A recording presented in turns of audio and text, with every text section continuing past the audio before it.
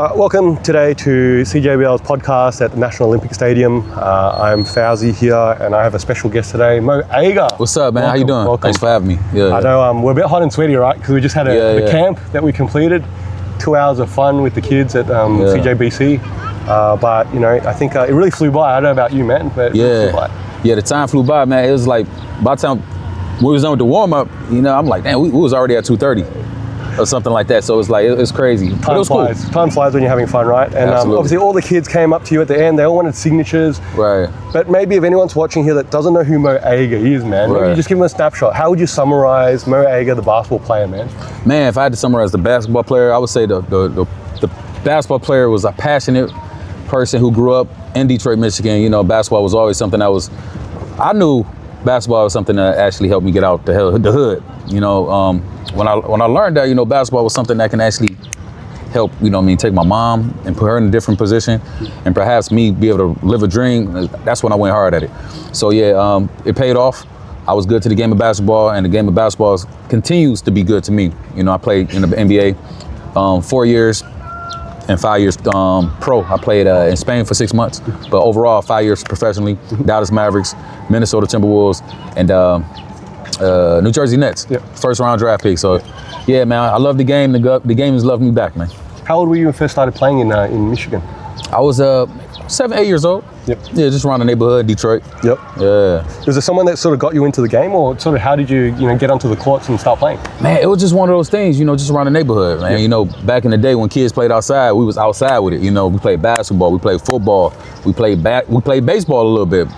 You know, so it was really just the neighborhood, but basketball was one of those sports that was like something that I took a liking to a lot more than everything else. It's funny you talk about the neighborhood and stuff. Obviously, I'm Australian, right? So, and I've never been to America yet. One day, one day I'd love to go. But so all I see about basketball in America and the neighborhoods is like from the movies, right? Do you know He Got Game? Absolutely. Yeah, man. Yeah. So it's like that. I'm like, you're telling me about your mom and stuff. I'm like, oh, she's calling you from the window, right? Yeah. Jesus. Yeah. You remember that? Like, is it sort of a similar sort of vibe there? How Absolutely. Would you sort of spin it? There's been plenty of times where I'm outside late, you know, Reese. My nickname is Reese. Okay. So my mom would call me Reese, loud, and just to come home or whatever and do something. But in the end, you know, we play basketball all the way into the night hit. Yep. And then sometimes my mom would have to come get me. Yep. But you know, the lights are on all night? Nah, just enough light. Just enough to still hoop. Yeah. But that was the commitment and the dedication that we had when we was younger. We did not want to leave the basketball court. And it seems like nowadays you kind of got to convince this younger generation to get out there and actually spend ample amount of time playing the game. But at that time, we wasn't forced at all. It was just something that was already in us. Absolutely. How did you get that nickname, by the way? Reese? Yeah. My name is Maurice. Maurice, okay. So Reese, and then they start calling me that. It's rare that people call me Maurice. Yep. You know, but other than that, man, you know, I prefer people call me Maurice sometimes, but everybody called me Mo. And what point did you sort of think you wanted to play professionally? Oh, I almost stayed around 8 or 9. Yep. I met my sister's boyfriend at the time, who ended up becoming her husband. He's my brother for life, Twan. Shout out to Twan. Twan, he's the first one who introduced me the protocol and the route to making it to the NBA, because he started introducing me into like the Detroit Pistons, you know, Michigan basketball, college, and he started like, yo, this is how you get to the NBA. Like, you gotta, you know, first work on your game every single day. You know, you gotta play AAU, rec league, and stuff like that. And you gotta get on the high school team. You gotta get recruited, and you go to the NBA. So this is the steps. I knew the steps at an early age. Yep. So by the time I'm, 13, I already knew exactly the blueprint. So therefore, I had something in my mind already to visualize myself being there. So I will always put myself in positions mentally in my mind, hitting the game runners in college, and which ended up happening. You know, and the same thing is just getting drafted by David Stern. I was able to see these things over the years. So I created the mental picture for myself way before it actually happened. So shout out to Twan, because that's what really motivated me the most to be able to go play professionally, because once again, I found out they was making money doing this. I'm like, I already love it. Yep. I'm like, okay, cool. He's like, oh, so we can get my mom out of Detroit with this? I'm like, all right, let's get it. I think having that mentor is so important, especially with something like that. You know, obviously your friend here was able to give you good advice and good directions. I'm sure so many people and kids out there are like, I want to achieve something, but they will have no idea. Right. Yeah, and not being able to have someone sometimes to give them the right guidance or the right advice, perhaps. Right. You know, and he was older, you know, so I was always playing against older guys. I'm 12 years old, I'm playing against grown men. Yep. So it's like I was able to establish a certain mentality at a young age. So I low key had an edge just because I was already playing against upper ages. So once I played against my age group, you already know what time it is. You know, I'm getting busy. So it's I'm not gonna say it was unfair, but in many ways it was unfair because I had the mental edge. Was there a point like when you realized that you would be good enough to play in the NBA that you thought, oh yeah, you know, I can actually do this, you know? I can't remember a time that I never felt that I wasn't. At a young age, I told my mom at 9, she's like, I'm going to the NBA. And that's a mindset you play, you know, every elite athlete really needs to adopt, isn't it? That, you know, I already knew. I knew for sure. And so what college did you go to? I went to Michigan State University. Okay, all right. And did you get was that like a scholarship or something? Like how did you sort of get that? Yeah, you know, just getting on the AAU circuit and you know, just the AAU circuit really helped me a lot, you know, because it was such prestige tournaments that we played in. You know, all the college scouts was there, UConn, Duke, Kentucky. And I did really well on the AAU circuit. I got on the AAU circuit around the age of 15. Started playing with some of the top teams in Michigan. We traveled and made a name for myself. And eventually, you know, I started getting recruited from, you know, teams like, you know, UConn, Michigan, Marquette, Missouri. I got a few looks from not UConn, but who was that? I want to say Arizona. They popped in a little bit here and there, but yeah. And when you say recruited, is it sort of like they walk up to you, have a chat to you, or you sort of like? At the time, that was illegal. You know, but they would let it be known. They would send you letters. So it was legal at that time for them to send us letters and let us know like, hey, we really interested in you and this, that, and the other. So that was a big deal back then. You know, to receive a college letter. I don't know what they're doing now in terms of recruitment, but it's a whole different ballgame because now they have the NIL. They don't have to hide anything.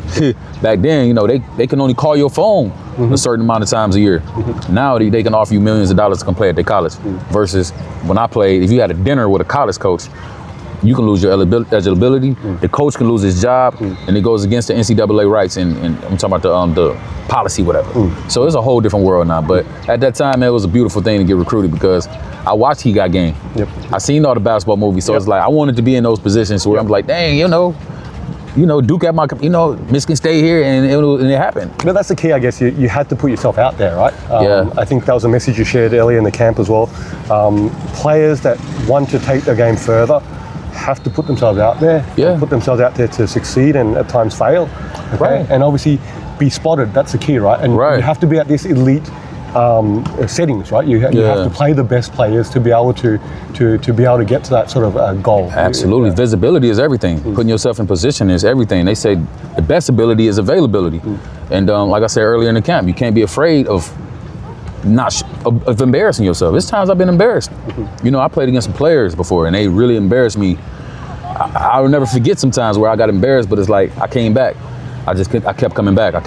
And eventually, you know, I became one of the best in the country because I wasn't afraid to put myself out there. And I take those same qualities and components and I apply it to my life now. And so were you 4 years at college? Yeah, I stayed 4 years. 4 years at college, and then leading up to the draft, I guess that would have been a really exciting time. Like, did you have any idea sort of where you might, you know, where were you hoping to go? Like right now, if I told you, where would you have, out of the 30 teams, or you know, that you could have landed at, where were you hoping to go? Honestly, there wasn't one team that I wanted to play for the Phoenix Suns. I wanted to play with Steve Nash. You know what I'm saying? I worked out for the Phoenix Suns. I had a good workout. But I think they had maybe the 23rd pick, 24th or something like that. I think they took I forgot who they took. But I would have loved to play with Steve Nash at that time. But before that, I was projected to go anywhere between 13 and towards the end of the first round. You know, and it's funny because when we looked at the mock draft the night before, while we was in New York, because I went to the draft, they had me going 28 to the Dallas Mavericks. And when I saw it, I'm like, yo, that's a joke. There's no way I'm going to go that far in the draft, slip that far. And lo and behold, I slipped all the way to 28. Whether I slipped or not, it happened, and I'm grateful for it because, you know, the Dallas Mavericks was an amazing organization. You know, Mark Cuban was awesome. Avery Johnson was a tough coach, but I look back and I look at some of the lessons that I learned from him. And so I don't regret anything. Everything happened for a reason. I was able to move my mom to Texas.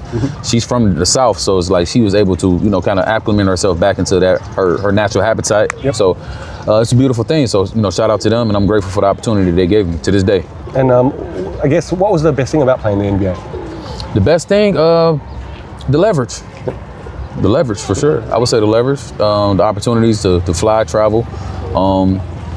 Obviously playing at the highest level, you know, being around other, you know, superb athletes who perhaps went through the same type of grind and and struggle that you went through. So it's like it's a relatability that most people you can't relate with most people because, you know, it is what it is. You know, there's a very small percentage of people that make it to the NBA. So, and then even to this day, it opens up doors for me. You know, so making it to the NBA, I played 4 years. I was never an all-star. I was a role player. And, but with that, I was still able to take that and leverage it to travel the world, do many things, and serve a purpose at a high level. It's funny you mentioned that. Obviously, you went an All-Star, and you know only a small percentage of players ever are All-Stars, right? Yeah. And you know, obviously, role players are the backbone of the NBA, right? Right.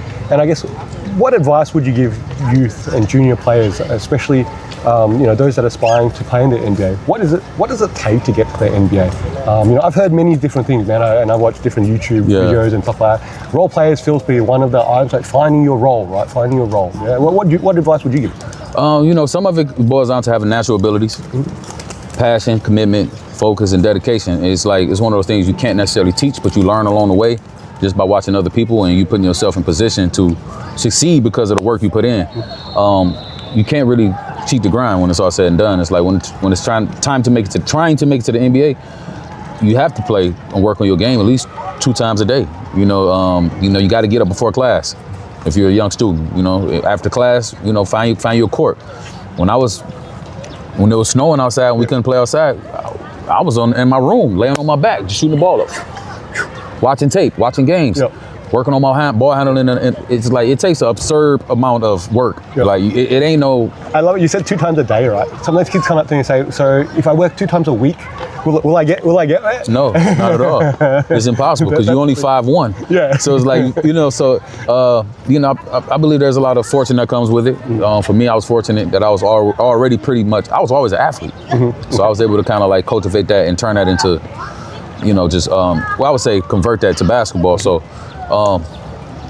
It takes a lot of practice, man, and you have to be in the right places too, the right environment. You know, you have to be coached by the right people. I've had plenty of good coaches and mentors that helped me along the way, you know, and showed me different things. And so, you know, basketball being so grassroots out here, I think that over time we can get there. But once again, the mentality has to cultivate and change a bit, you know. I guess if you look back now, you know, reflecting on sort of your younger self, you know, you obviously, it sounds like you had the belief already when you were younger. You had the passion, the commitment, you're putting in the work every single day, the grind that you have to be an elite athlete. Yeah? Right. But what maybe, if you go back, what piece of advice would you give yourself, your 15-year-old self here, that was missing perhaps now that you look back on? What might you have said to yourself that would have made you an all-star? Yeah, there you go. Okay, I would have stayed away from certain things, you know what I mean? You know, me personally, I got to where I got to because I stayed disciplined, focused. I wasn't partying, I wasn't drinking, I wasn't doing none of that stuff. But when I finally made it, you know, I kind of delve into those things a little bit more. But if I was to tell myself, my 15-year-old self something, I would tell myself to prepare for the politics. Yeah. Prepare for the business side of things. Prepare more so for, you know, things perhaps not being exactly the way you think it's going to be when you get there. Because in your mind as a youngster, you kind of have already a set, you know, it's going to be like this. Is there a specific thing that you're visualizing here that you go, man, I didn't think that was how it's going to be like? Or? Yeah, I just wish I would have been more prepared for the politics, you know, in terms of just, you know, you make to the NBA, you know, you got, somebody might have a bigger contract than you. Okay. You might be better than them. Yep. You might outwork them in practice. Okay. Yeah. But they go play them over you. So a lot of times it didn't really register. It didn't resonate with me. I didn't like that. You know what I'm saying? But if I had been a lot more prepared for that type of structure, I feel like I would have pretty much enjoyed the aspects of the business side more so. So I would have prepared myself mentally more so for the business. If I would have told myself at 15, I was just basketball. Got to get there and play basketball. But when I got there, it was a total different ball. It was a business. Yeah. I think we hear that quote a lot, right? Especially around the trade deadline. Exactly. It's a business, man. It's a business, right? And, and it's a lucrative business too, isn't it? It's a lucrative business. The reality as well. Yeah, and I understand it. It's okay. I guess in regards to, you know, playing the NBA, you said you played 6 months in Spain, did you say? Yeah. Okay. Half a year. And how was that experience like, you know, in Spain? Like, was that, you know, very different? Yeah, it was really different because when I went to Spain, when I got there, I was actually hurt. I had a fractured ankle, so I spent maybe the first month and a half trying to rehab to get back. But, you know, it's difficult because, you know, at the time, I think we were allowed to have maybe 4 imports on the team, Okay. and 3 can only play. Okay. So while I'm still trying to rehab and get back, you know, I would play 2 or 3 games. Wasn't quite ready, so they'll implement the other import. Okay. So we'll kind of activate one. So it's like getting the rhythm was difficult for me, and the style of play was completely different from what I was used to because, you know, at that time, you know, I believe they could just sit in the paint. So we was forced to have to shoot threes. So it's like a lot of times my game was like inside out. I was a great 3-point shooter, but typically I got rolling once I got some easy. But when they just camping in the lane, I just couldn't get, you know, it was a little more difficult. So I struggled with that, you know, that component of the game. And I started to kind of figure it out after a while, but at that time, I was ready to leave and come back. So I went back to the D-League in February. So I played half a season there. Okay. And I was like, okay, I'm gonna go back to America. I feel like I got myself back. I played in D-League, you know, played pretty well with the Maine Red Claws. Okay. And got back in the NBA the year after that. Okay. Yeah. Okay. I say that like that was easy, but I had to work my way back into the league, and I was able to do that. And then you mentioned to me earlier, then you played 4 years in the league, is that correct? Yeah, 4 years, 5 years professional, yeah. Yep, 4 years in the league, and then you sort of decided you just achieved your goal. Was that sort of how you phrased it, right? Yeah, I achieved it, yeah. Yeah, and so what did you sort of do after that? You know, I guess you mentioned you've done some music and done some other sort of personal things. I think for me, I just went on a real deep spiritual journey, you know, that was maybe 15 years ago. So I think the main thing that really encouraged me to move on is just like my heart was ready to explore and experience more things that I may have missed out on just by dedicating so much to basketball. So I was always pretty much I would say a well-versed individual, you know, especially when it comes to the arts and, you know, just really wanting to explore life. So, you know, once I got released from the Minnesota Timberwolves, it almost felt like a relief. Okay. I was like, okay, I feel like I want to move on and do other things. I promised my mom she's good. Everybody around me got what they needed out of life in terms of what I said I was going to do for them. So I'm like, okay, let me go do my thing. Because, you know, the sad truth is, when I was playing ball, I didn't feel like I was doing it for myself no more. I felt like it was kind of like everybody else, friends, the agents, the family. And then it got away from just what I was doing it for. Because remember, I told you, it was really just me on the basketball court believing in myself. Yep. Every day. Every day until it got real. Turns into a job, right? Then it turned into a job. We hear it all the time, right? People pursue what they're passionate about and turn it into a income, and then they lose a bit of that love, right? Yeah, because you got to make the money, right? And going back to your prior question, when I was 15, if I would have understood that a little bit more, I probably would have handled things differently. I know I would have handled things differently, and I would have been a lot more prepared for it. But once it became like, obviously I knew it was a job once we got to the NBA. I'm not saying I'm not that naive, but it really felt like that. Like I said, it just didn't feel like, oh, damn, am I doing this for me, or am I doing this to satisfy everybody else? And that became so much more prominent than me doing it for myself. To a point where I'm just like, all right, let me go ahead and move away and do some other things. But I can give you 100 reasons why I moved on, but I'm glad that I made my choices because I trusted my heart, and the things I've been able to discover in these past 15 years outside of the game itself is it can't be taught. It has to be experienced. So I'm grateful. And I guess, how did your journey end up taking you to Cambodia? I mean, I came here from a visa run, actually. You know what I'm saying? I was over in Malaysia, coaching the NS Matrix, and had a very successful time over there with that team. Shout out to those guys. And you know, when I was done with those, you know, I actually decided, I'm like, okay, let me go on a visa run to Thailand. I'm gonna go travel a little bit. And then I started traveling. And then I made it to Cambodia, and I really fell in love with, you know, the life here, the culture. Did you initially come to Siem Reap or to Phnom Siem Reap? So you initially came to Siem Reap? Yeah, Siem Reap, yeah. And that was from Thailand, was it?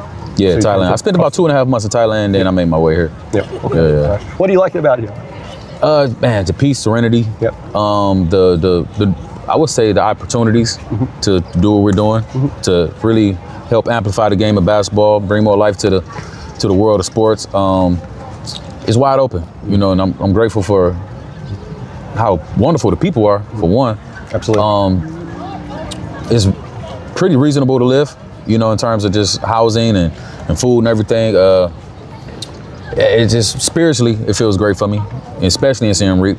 I think it's just a great overall place to build. So for me, it's a hub. Hello. What's up, man? How you doing? We record. You can do a YouTube channel? We actually recording right now, brother. But That's different. It's all good. You're probably used to it, man. Yeah. But you know, just overall, it's a peaceful place, man. Yeah. I love it here, man. Yep. No, that's good. It's good. I guess coming back to the basketball side of things, obviously being in Southeast Asia, and obviously now we've connected up through SEAJBL, and I was sharing a little bit about some of our goals with SEAJBL. I only started about a year ago, so we're still really, really new to a greater extent, but we've sort of been able to push hard, achieve a lot of good starting points, and things like that. And I guess one of the goals here with SEAJBL is developing basketball in this Southeast Asia region. Okay? And the reality here is that Southeast Asia is not a basketball, I wouldn't even use the word powerhouse. It's not even a basketball area that people would come to, right? That's the reality, right? And obviously, I think that's an aspect where I feel that there's so much opportunity and so much. I don't know if I've actually said this to many people, but it's an area where I think, as Asians, I get offended. When I go play basketball, right? And people say, you can't play, right? And obviously in Australia, right? So I'm playing all the white guys, right? And they're like, you can't play because you're Asian, right? Just like Jeremy Lin couldn't play, right? Because he's Asian, right? It's like, well, we can, but we have our own challenges. And we have our own challenges, like, there's not enough basketball courts here. We have our own challenges. There are not enough good basketball coaches here. We have enough challenges here because academics is such a huge aspect of what we have to do. With our lifestyle, that sports is hard to sometimes fit in, especially doing it twice a day versus twice a week only, right? That's the key, right? So that finding the time and the energy to do that at a high level. I guess with all these challenges though, and your experience and your observations that you've been here a while now, what's the best advice you could give to Southeast Asian players here to one day be able to get take the game out of this region, to maybe get an invite to a NCAA college, and maybe one day play pro, wherever that may be, but play pro, man. You know what I mean? I think, they got to work out with guys like us. Guys who are professionals. I've been here for 8 years or so. It's to a point where I'm just like, we here. Utilize the people who's been where you're trying to go. Or at least, take the time to actually, hey, how you doing? Hello. How you doing? Yeah. So, when I was in Vietnam, I used to get disappointed at times. I'm just like, when I was coaching one of the pro teams, I'm like, why don't you guys take more advantage of me being here? Like, I'm here to actually help you guys.